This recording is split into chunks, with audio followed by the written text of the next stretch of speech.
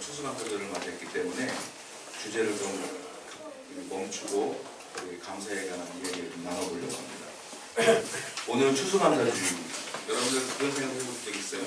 왜 교회에서 절기를 지킬까? 그런 생각 해보신 적 있나요? 여러 가지 이유가 있겠죠. 역사상 기독교 역사 가운데 다 지켰으니까 여러 가지 이유가 있겠지만 그 중에 또 하나 생각해봐야 될 게 있어요. 뭐냐면 이런 거예요. 여러분들 요즘 학생들이 학교를 가면 급식이라는 걸 먹어요. 옛날에 우리 도시락 싸갔잖아요, 학교에. 요즘은 도시락을 안 싸가고 급식이라는 걸 먹는데 학교마다 전부 다 영양사 선생님들이 계세요. 그래서 이 아이들에게 뭘 먹일까 늘 식단을 계획을 짜서 영양과 맛의 균형을 이루어서 아이들에게 맛있는 거를 점심을 해서 준단 말이에요. 우리 애들 학교 가서 먹는 거 제가 메뉴를 물어보거든요. 집보다 훨씬 나, 훨씬. 정말로 맛있는 거 많이 먹어요. 균형을 잘 이루어요. 물론 맛은 없대요. 근데 맛은 없는데 균형은 좋은 것들은 많이 먹어요. 여러분 절기가 왜 있느냐면요. 사실은 이런 거예요.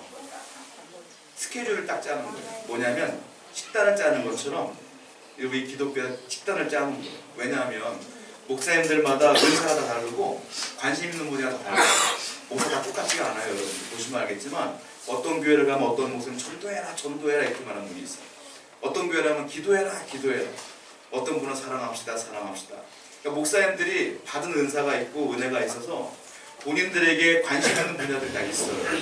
찬양을 좋아하시는 분은 늘 찬양만 하고 기도에 관한 주제로만 설교를 하시고 전도에 관한 설교를 하고 이러거든요. 그러다 보니까 어떻게 보면 성도들 입장에서 보면 영양 불균형을 이룰 수가 있는 거예요. 항상 하나님의 말씀은 다양하거든요. 말씀도 있고 기도도 있고 믿음도 있고 사랑도 있고 전도도 있고 오래 참음도 있고 말씀도 있고 다 있거든요. 그러다 보니까 절기를 만들어 놓음으로 말미암아 우리가 균형을 잡도록 만들어주는 것 중에 하나다. 절기. 이때는 목사들이 이 절기에 맞춰 설교를 하다 보니 가끔은 내가 하던 것, 내가 원하던 것 아닌 이 주제에 맞춰 설교할 때가 많다는 거예요. 그러다 보니까 성도들에게도 이런 주제를 통하여 균형을 이루려고 하는 것이다 라고 보시면 돼요. 그런데 1년에 우리 교회가 절기를 4번 지킵니다. 잘하는 절기가 있죠. 성탄절 고도 있으면 찾아오는데 성탄절이 있고 그 다음에 부활절이 있고 그리고 우리가 한번 지냈어요. 7월 1일날 7월 첫 주에 참 맥주감사주일이 있고 그리고 11월 셋째 주에 추수감사주일이 있어요. 그런데 이 4가지 절기 중에 감사주일이 2개나 돼요. 맥주감사주일과 추수감사주일. 왜 그러냐?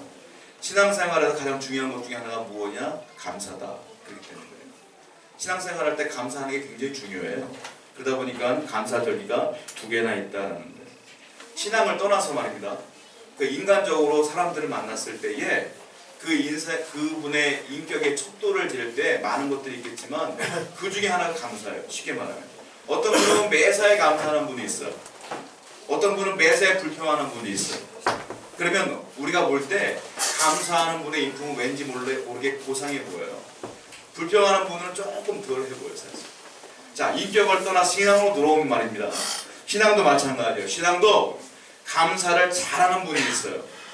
불평을 많이 하는 분이 있어요. 신앙도 마찬가지예요. 신앙이 좋은 건 뭐냐? 신앙의 기준은 뭐냐? 척도는 뭐냐?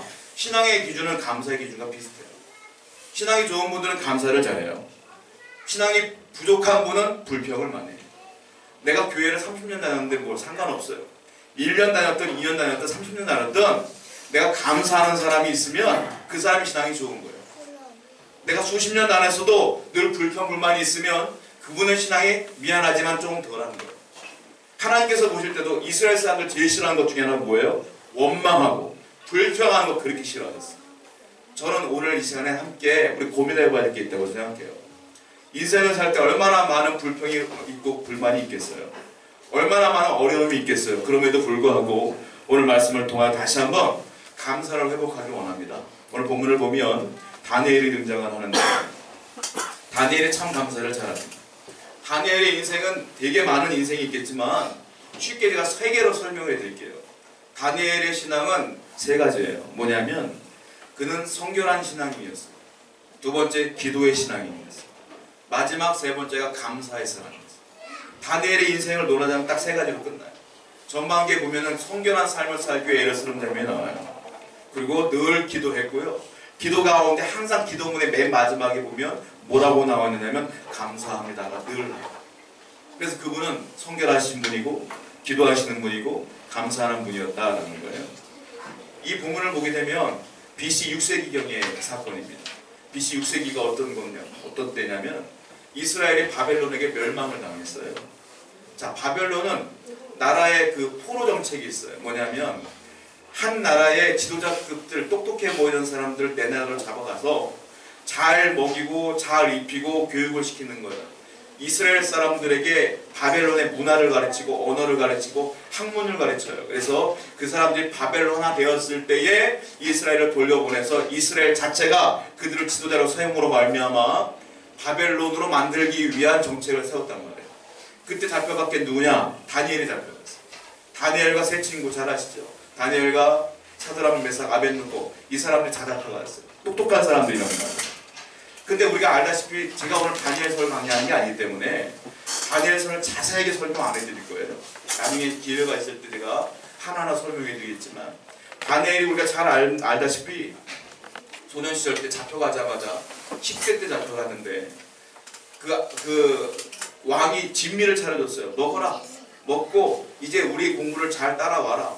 근데 음식을 거부해요, 다니엘이. 왜냐하면 유대인들은 율법에 의하면 피체 음식을 먹으면 안 돼요. 그리고 우상을 섬겼던 고기를 먹으면 안 돼요. 이방 나라는 고기는 전부 다 우상에게 한번 갔다 온 고기예요, 전부 다.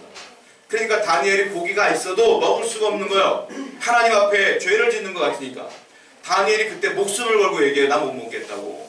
여러분 10대의 어린 소년이 포로로 잡혀갔어요. 강대국에게. 그 사람이 죽이면 끝나는 거예요. 그럼에도 불구하고 신앙을 지키기 위하여 자기의 성결함을 위해서 애쓴 장면이 다니엘서에 나와요. 다니엘은 성결한 사람이었다는 거예요.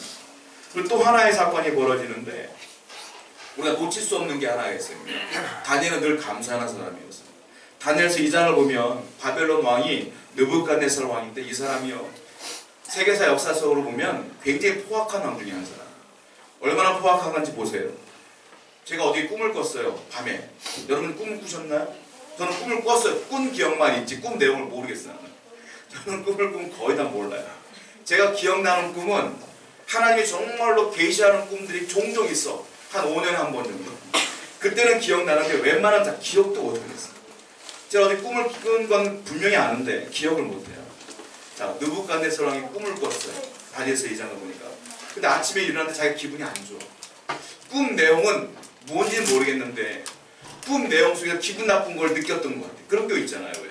찝찝해. 근데 꿈을 뭔지 모르겠어요. 느부갓네살이 어떻게 하는지 아십니까? 다니엘과 더불어 그 당시 자기의 자문관들을 다 불러요. 자, 왕의 자문관이 누구였냐면 다니엘과 세 친구 전부 다 자문관이었어요. 자문관을 다 불러놓고 뭐라고 명령하냐면 야, 내가 어디 꿈을 꿨다. 그래서 내가 도저히 뭔 꿈을 꿨는지 모르겠다. 자, 지금부터 내가 미션을 줄게. 이 꿈이 뭔지를 알아맞히고 그리고 그 꿈의 내용을 해석해라. 여러분, 자기 꿈도 모르는데 남의 꿈을 어떻게 알아요? 이걸 명령을 내린 거예요. 느부갓네살이 뭐라고 말하냐면 이거 해석 못하면 다 죽일 거야. 이렇게 내렸어요. 위기 중에 위기. 다니엘이 뭐 했겠어요? 다니엘 그때 기도합니다. 여러분 꿈도 현실도 다스리는 게 누구예요? 하나님이셔요. 하나님이 다니엘이 기도할 때 그 꿈의 내용을 가르쳐 주셨어요. 왕도 모르는 그 꿈을 가르쳐 주셨어요. 그 다니엘 그 꿈을 해석해줘요. 다니엘서 다 나와 그게. 해석해줘요. 느부갓네살 왕이 기가 막혀요. 이놈은 정말 된 놈이다. 그래서 다니엘을 너무너무 사랑하게 돼요. 그 장면이 나오는데 다니엘이 그 꿈을 해석한 뒤에 하나님께 기도를 해요. 이렇게 기도를 합니다. 성경을 볼게요. 다니엘 2장 23절 말씀이에요. 읽어보겠습니다. 시작. 나의 조상들의 하나님이여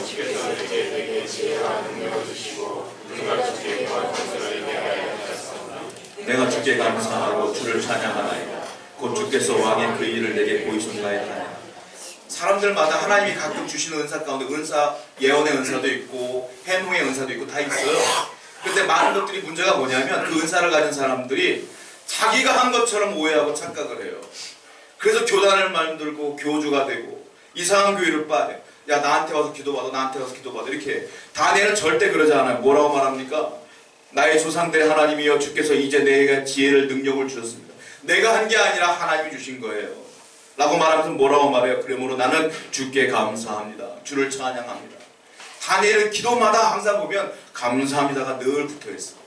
감사합니다는 뭐예요? 내가 한 게 아닙니다라는 표시예요. 여러분, 감사는 뭔지 아세요? 겸손의 표시예요.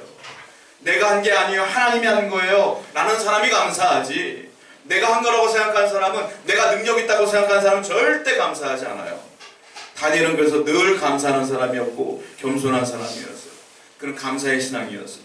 오늘 본문은 더 놀라워요. 이번에는 완전히 죽음의 위기 앞에 서 있어요. 이번에도 똑같이.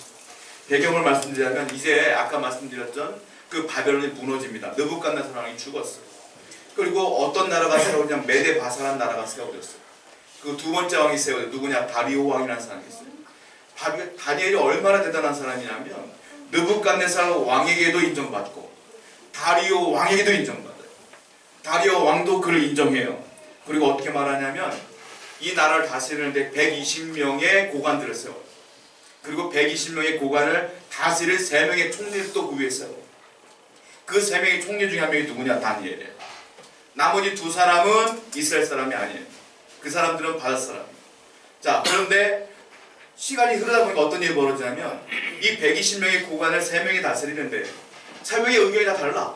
그러다 보니까 어떻게 싸우기도 하고 의견이 다르기도 하고 그래요. 그러니까 이게 다리오 왕이 기가 막혀요. 어떻게 할까 하다가, 야, 네 3명의 총리 중에 내가 수석을 하나 만들 거야. 리더를 또 세울 거야. 그 3명 중에 최고 리더를 누굴 세우냐? 다니엘을 세워요. 그러니까 다니엘이 쉽게 말하면 왕 다음에 권력자가 돼요. 총리 중에 총리가 되는 거예요. 그랬더니 이 2명의 총리가 기분이 나빠. 왜냐하면, 아니 저놈은 포로였는데 어떻게 우리보다 높을 수가 있지? 그 120명을 다 자기 편으로 만들어. 그래놓고 대드는 거예요. 다니엘 안 됩니다. 근데 왕이 말을 안 들어. 그때 어떻게 하냐면 머리를 써요. 옛날이나 지금이나 정적을 제거할 때 똑같은 것 같아요. 어떻게 말하냐면 다니엘이 뒷조사를 해요. 다니엘이 뒷조사를 하는데 놀라운 건 먼지 하나 없어, 다니엘. 그러니까 어떻게 하느냐? 자기들끼리 회의를 해, 모여가지고.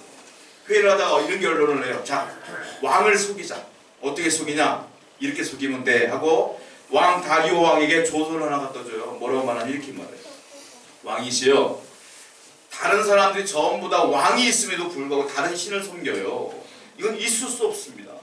왕이 우리나라의 최고인데 신이 있을 수 없죠.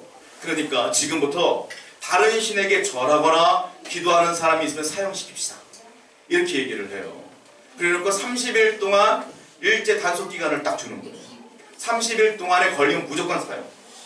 다리오 왕이 기분이 좋아. 나를 높게 평가하는구나. 그래서 자기 직위를 딱 찍어대요. 그렇게 하자. 다리오 왕은 다니엘을 사랑했지만 이게 그 음흉한 속셈인지 몰랐던 거예요. 왜? 다니엘은 매일매일 기도하는 사람이에요. 누구한테? 하나님한테. 그러니까 다니엘을 잡아 죽이기 위한 계략이었던 거예요. 다니엘이 이 사실을 알까요? 모를까요? 알아요. 아는데 다니엘은 기도를 멈출까요? 안 멈출까요? 멈추지 않아요. 그는 이 목숨도 하나님 건데 내가 하나님을 배신할 수 없다. 문 열고 있어요. 한번 손을 읽어볼게요. 다니엘 6장 10절 말씀입니다. 읽어볼게요. 시작. 다니엘이 이 조서에 왕이 도장이 찍힌 것을 알고도 자기 집에 들어가서는 전에 하던 대로 하루 3번씩 무릎을 꿇고 기도하며 그의 하나님께 감사하사. 다 봐라. 문을 참는 거예요. 몰래 하는 것도 아니에요. 봐라. 문 열고 이스라엘을 향하여 하루 3번씩 기도해요. 3번씩 아침, 점심, 저녁 기도해요. 그리고 맨 마지막에 뭐라고 말해요? 하나님께 감사하였더라. 여러분, 목숨이 위태해질 이 위기 가운데 그는 또 기도해요. 그는 또 감사해요.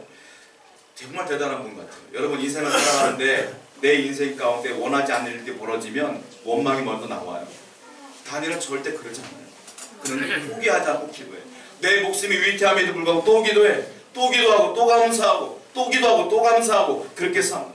목숨이 왔다 갔다 하는 상황 속에 상관없어요. 또 기도하고 또 감사해요. 정말 그 고난의 상황은 역대급이에요, 사실. 근데 감사의 상황도 역대급이에요. 다니엘은 절대 흔들림이 없어요. 그래서 다니엘의 감사를 뭐라고 하는지 아세요? 절대 감사하고요. 절대 감사는 무슨 말이냐? 고난 중에도 감사. 고난 중에도 감사하는 게 절대 감사. 그게 하나님께서 원하시는 감사예요. 여러분, 사람들은 원래 태생이요 감사를 못해요. 왜냐하면 죄인들은 감사를 안 해요. 원래 저와 여러분들은 뭐예요? 죄인 중에 죄인이에요. 우리는 죄인이기 때문에 원래 태생은 감사를 못해. 근데 사람들이 종종 감사를 해요. 언제 감사해요? 상대 감사. 언제 감사해요? 조건이 좋아지면 감사해요. 야, 이런 일이 벌어졌네. 너무너무 고맙네, 하나님께서. 감사해요. 그리고 상황이 나빠지면 또 울어. 절망해. 이게 인간의 모습이에요. 또 언제 감사해요? 비교 감사. 저 사람보다 내가 좀 낫네? 그럼 감사해. 나보다 좀 나은 사람 보면 또 절망해. 난 왜 이럴까? 비교 감사, 상대 감사. 다니엘은 절대 그렇지 않아요. 다니엘은 기분이 좋으나 나쁘나, 상황이 좋으나 나쁘나 감사. 이걸 뭐라고 그래요? 절대 감사. 하나님이 요구하시는 감사가 뭐예요? 절대 감사예요.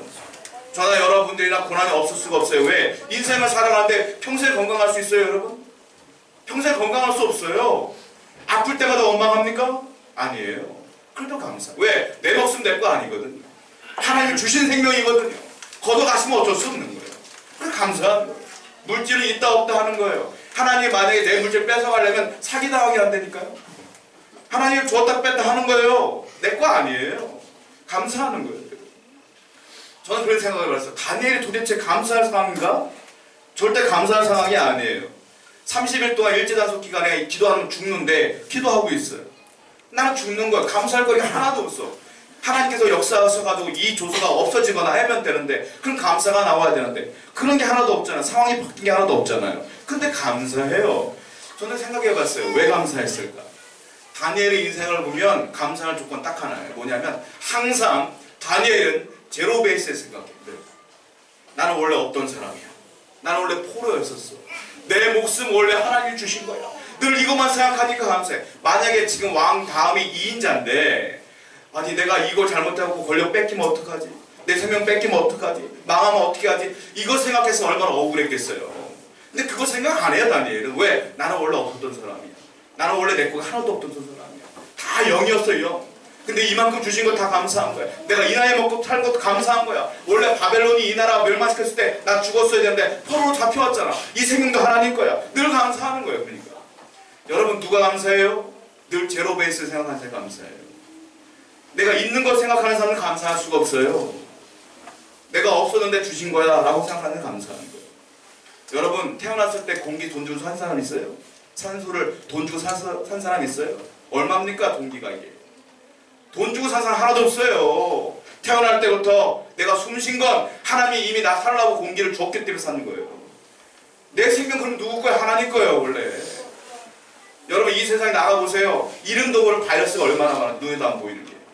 내가 그 가운데 숨쉬고 살아. 건강해. 누구 때문에 사는 거예요? 하나님이 내 이 안에 있는 모든 내장기관을 건강하게 만들었기 때문에 사는 거예요.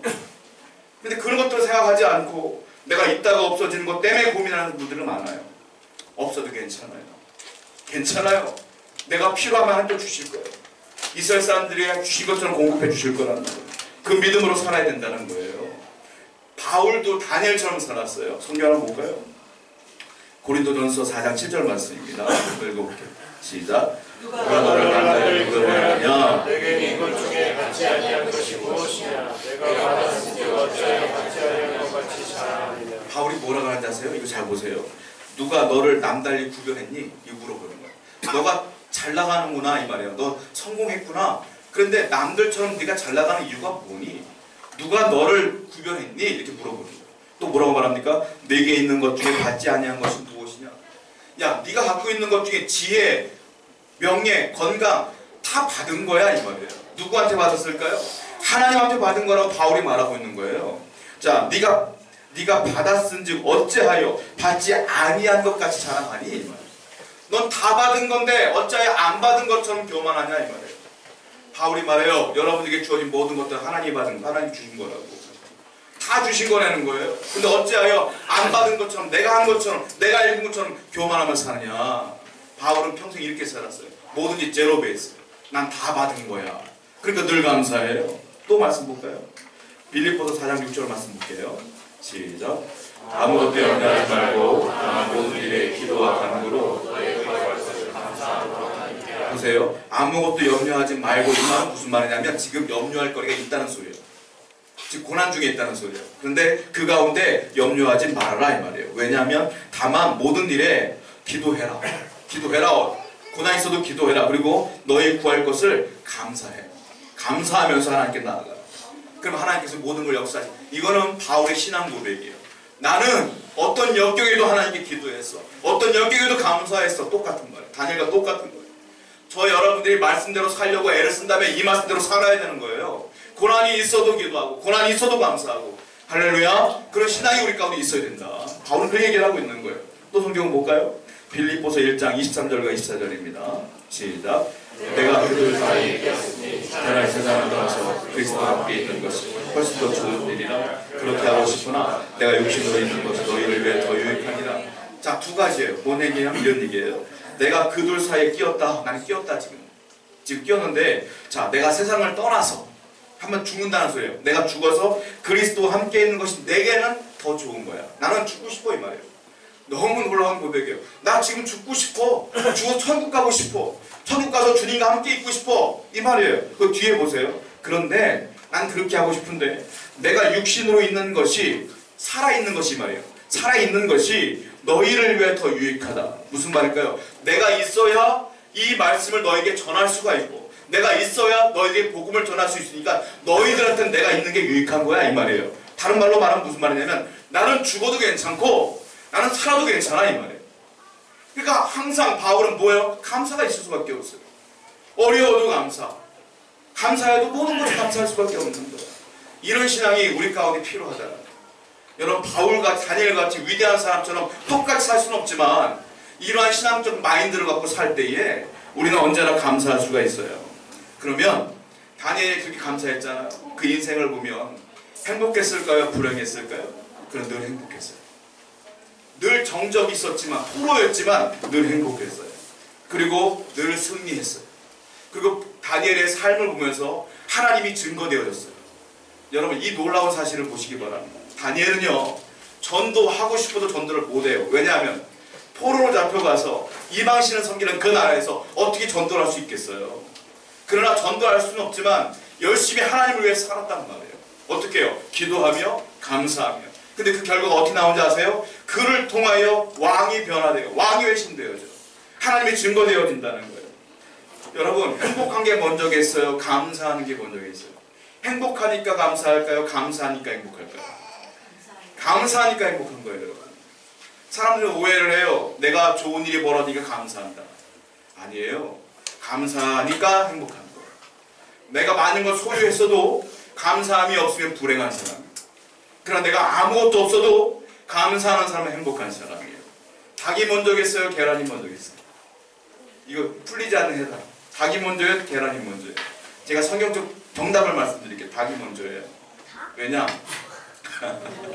왜냐하면 창세기를 보면 하나님 천지를 창조할 때 뭐라고 말하냐면 각기 종류대로 만들었어요. 종류대로. 그게 막 반복되어져. 사람도 아이를 만든 게 아니라 아담을 만든 것처럼 각기 종류대로 만들었어요. 닭이 먼저. 그러면 감사가 먼저예요? 행복이 먼저예요? 감사가 먼저예요. 항상 감사할 때 우리가 행복할 수 있다는 거예요. 다니엘은 그러니까 감사한 거예요. 그러니까 행복한 거예요. 내 목숨이 왔다 갔다 해도 행복한 거예요. 존 뮬러가 이런 말을 했어요. 그 사람이 얼마나 행복한지는 그 사람의 감사의 깊이에 달려있다. 이렇게 얘기해요. 모네포 목사님 돌아가신 분이 이렇게 얘기했어요. 사람은 감사를 통해 부자가 된다. 감사의 마음이 부자가 된다. 다니엘은 총리가 되었기 때문에 부자가 되었기 때문에 감사합니까? 아니에요. 어릴 때부터 하나님께 감사하며 살았기 때문에 하나님의 승리의 인생으로 만들어 주신 것이다. 간신들이 드디어 다니엘을 엿보다가 잡아다가 어떻게 하냐면 사자굴에 사자를 며칠 동안 굶겨놓고 다니엘을 거기다 떨어뜨려 죽이려고 했어요. 죽이려고 하는 순간 다니엘은 그때 깨달은 거예요. 큰일 났구나. 다니엘이 죽겠구나. 어떻게 하지? 그러나 자기가 도장을 찍었으니 이거를 취소할 수가 없는 거예요. 결국 어떻게 되느냐? 다니엘을 사자굴에 집어넣었어요. 며칠 굶긴 사자굴 속에. 죽었게요? 살았게요? 죽었겠죠 원래는. 다리오 왕이 잠을 못 자. 다니엘 때문에. 새벽에 일찍 일어나서 다니엘이 가요. 다니엘 너 혹시 사람이 죽었니? 살았으면 말 좀 해다오. 다니엘이 갑자기요? 대답을 해요. 하루같이 잤는데 안 죽고 대답을 해. 성경을 볼게요. 다니엘 6장 22절입니다. 시작. 나의 하나님이 이미 그의 천사를 보내어 사자들의 입을 봉하셨으므로 사자들이 나를 상해하지 못하였으므로 이는 이는 나의 무전함이 그 앞에 명백함이 오며 또 왕이여 나는 왕에게도 해를 끼치지 아니하였다 하니라. 뭐라고 말하냐면 나의 하나님이 이미 천사를 보내셨습니다. 내가 이 여기에 떨어졌을 때 이미 천사가 사자의 입을 딱 다물게 해서 입도 못 벌려서 사자와 함께 하룻밤을 보냈어요. 저는 괜찮아요. 이렇게 말하고 있는 거예요. 다리오 왕이 깜짝 놀라요. 아니 어떻게 살 수가 있지? 그때 다니엘을 통하여 누굴 발견하냐면 다리오 왕이 하나님을 발견해요. 하나님이 정말 살아있는 분이고, 그래서 어떻게 했냐면 다리오 왕이 이 간신들을 오히려 잡아다가 그 옥에 가뒀더니 사자를 쳐놨더니 그 사자가 입이 탁 열리면 다 잡아먹었어. 포식했을 거야.